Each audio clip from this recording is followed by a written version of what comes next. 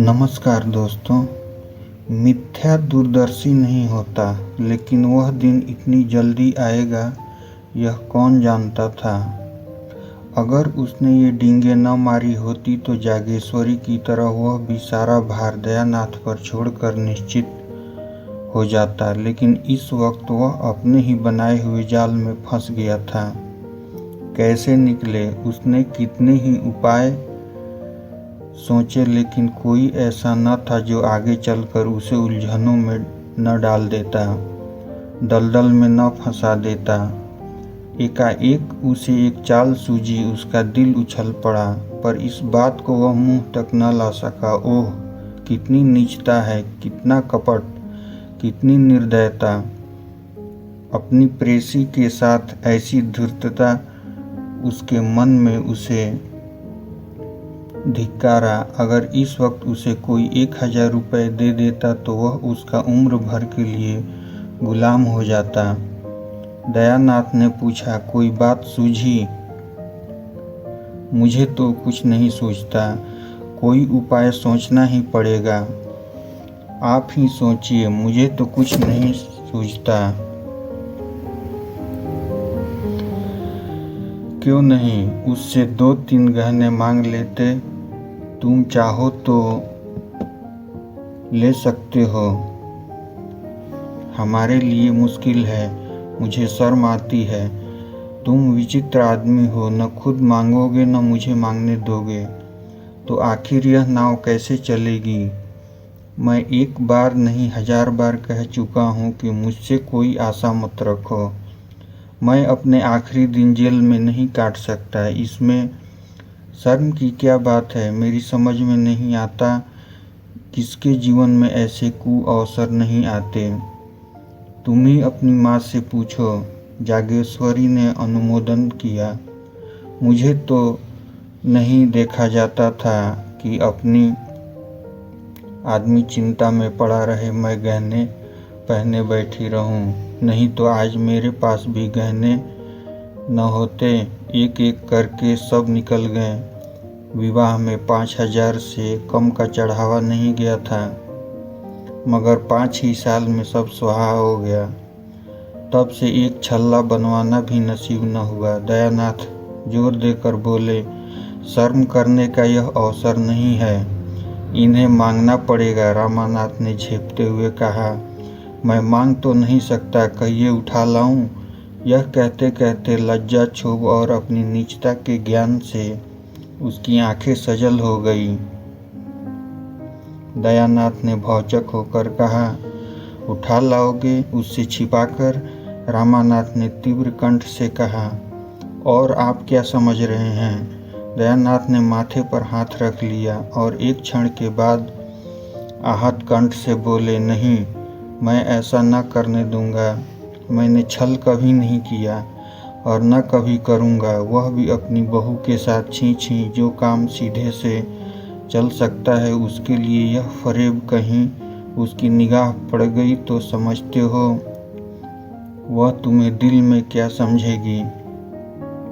मांग लेना इससे कहीं अच्छा है। रामानाथ, आपको इससे क्या मतलब? मुझसे चीज़ें ले लीजिएगा, मगर आप जानते थे यह नौबत आएगी, तो इतने जेवर ले जाने की ज़रूरत ही क्या थी? व्यर्थ की विपत्ति मोल ली।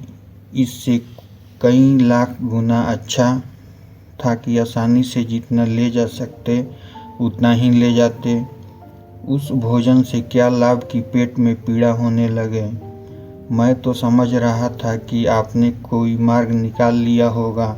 मुझे क्या मालूम था कि आप मेरे सिर यह मुसीबतों की टोकरी पटक देंगे, वरना मैं उन चीज़ों को कभी न ले जाने देता। दयानाथ कुछ लज्जित होकर बोले, इतने पर भी चंद्रहार न होने से वहाँ हाय तौबा मच गई। रामानाथ, उस हाय तौबा से हमारी क्या हानि हो सकती थी? जब इतना करने पर भी हाय तौबा मच गई तो मतलब भी तो न पूरा हुआ। उधर बदनामी हुई, इधर यह आफत सिर पर आई। मैं यह नहीं दिखाना चाहता कि हम इतने फटेहाल हैं। चोरी हो जाने पर तो सब्र करना ही पड़ेगा। दयानाथ चुप हो गए। उस आवेश में रमा ने उन्हें खूब खरी खरी सुनाई। वह चुपचाप सुनते रहे। आखिर जब न सुना गया तो उठकर पुस्तकालय चले गए। यह उनका नित्य का नियम था। जब तक 2-4 पत्रिकाएं न पढ़ ले उन्हें खाना न हजम होता था। उसी सुरक्षित गढ़ी में पहुंचकर घर की चिंताओं और बाधाओं से उनकी जान बचती थी। रमा भी वहां से उठा, पर जालपा के पास न जाकर अपने कमरे में गया। उसका कोई कमरा अलग तो था नहीं, एक ही मर्दाना कमरा था। इसी में दयानाथ अपने दोस्तों से गपशप करते, दोनों लड़के पढ़ते और रमा मित्रों के साथ शतरंज खेलता। रमा कमरे में पहुंचा तो दोनों लड़के ताश खेल रहे थे। गोपी का 13वां साल था, विशंभर का 9वां। दोनों रमा से थर थर कांपते थे। रमा खुद खूब ताश और शतरंज खेलता, पर भाइयों को खेलते देखकर हाथ में खुजली होने लगती थी। खुद चाहे दिन भर सैर सपाटे किया करे, मगर क्या मजाल कि भाई कहीं घूमने निकल जाए। दयानाथ खुद लड़कों को कभी न मारते थे। अवसर मिलता तो उनके साथ खेलते थे। उन्हें कनकौवे उड़ाते देखकर उनकी बाल प्रकृति सजग हो जाती थी। 2-4 पेंच लड़ा देते। बच्चों के साथ कभी कभी गुल्ली डंडा भी खेलते थे। इसलिए लड़के जितना रमा से डरते उतना ही पिता से प्रेम करते थे। रमा को देखते ही लड़कों ने ताश को टाट के नीचे छिपा दिया और पढ़ने लगे। सिर झुकाए चपत की प्रतीक्षा कर रहे थे, पर रमानाथ ने चपत नहीं लगाई। मोड़े पर बैठकर गोपीनाथ से बोला, तुमने भांग की दुकान देखी है ना नुक्कड़ पर? गोपीनाथ प्रसन्न होकर बोला, हाँ देखी, क्यों नहीं, जाकर 4 पैसे का माजून ले लो, दौड़े हुए आना। हाँ, हलवाई की दुकान से आधा सेर मिठाई भी लेते आना, यह रुपया लो। कोई 15 मिनट में रमा ये दोनों चीजें ले जालपा के कमरे की ओर चला। रात के 10 बज गए थे। जालपा खुली हुई छत पर लेटी हुई थी। जेठ की सुनहरी चांदनी में सामने फैले हुए नगर के कलश, गुंबद और वृक्ष स्वप्न चित्रों से लगते थे। जालपा की आंखें चंद्रमा की ओर लगी हुई थी। उसे ऐसा मालूम हो रहा था, मैं चंद्रमा की ओर उड़ी जा रही हूँ। उसे अपनी नाक में खुश्की, आंखों में जलन और सिर में चक्कर मालूम हो रहा था।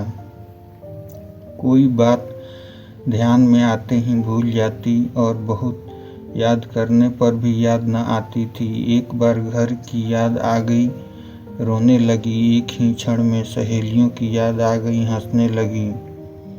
सहसा रमानाथ हाथ में एक पोटली लिए मुस्कुराता हुआ आया और चारपाई पर बैठ गया। जालपा ने उठकर पूछा, पोटली में क्या है? रमानाथ ने बोला, बुझो तो जानू। जालपा, हंसी का गोलगप्पा है, यह कहकर हंसने लगी। रमानाथ, मतलब? जालपा ने बोला, नींद की गठरी होगी।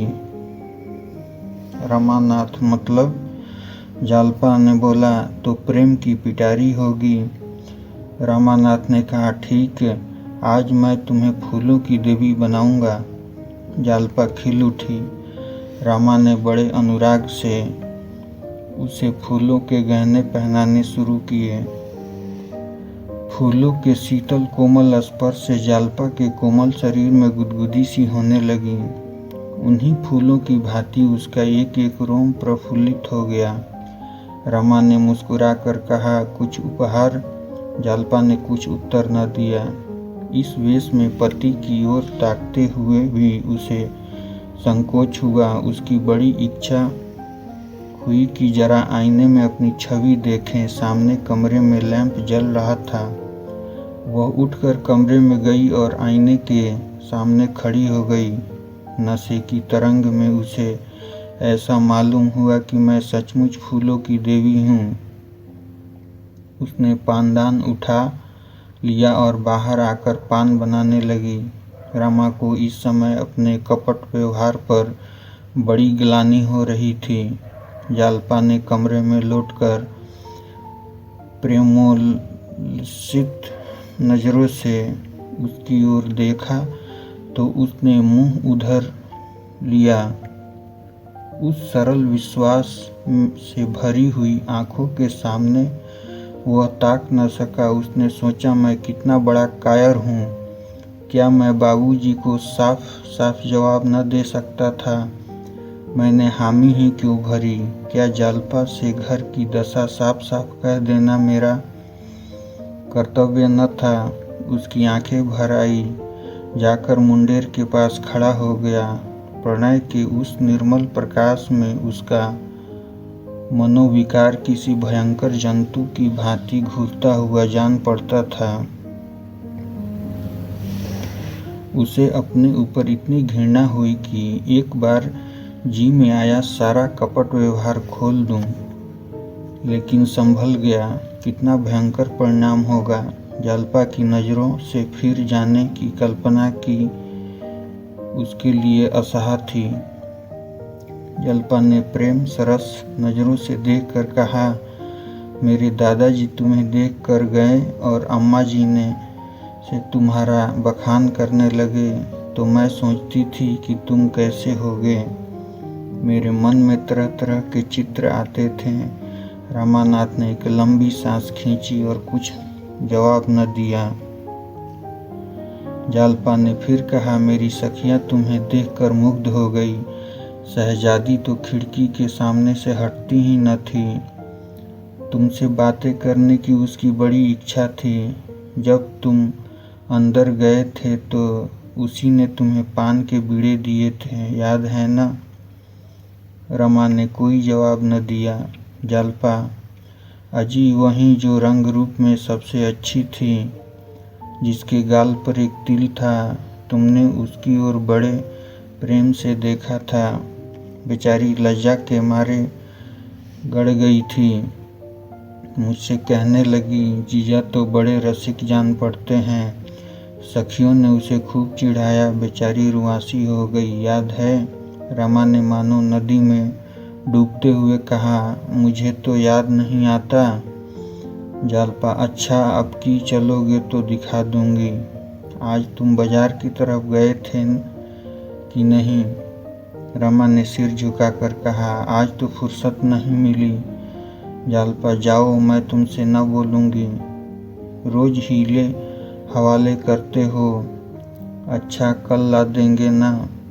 रामानाथ का कलेजा महसूस उठा। यह चंद्रहार के लिए इतनी विकल हो रही है। इसे क्या मालूम कि दुर्भाग्य इसका सर्वस्व लूटने का सामान कर रहा है।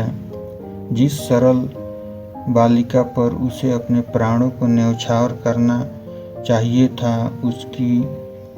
उसी का सर्वस्व अपहरण करने पर वह तुला हुआ है। वह इतना व्यग्र हुआ कि जी में आया कोठे से कूदकर प्राणों का अंत कर दे।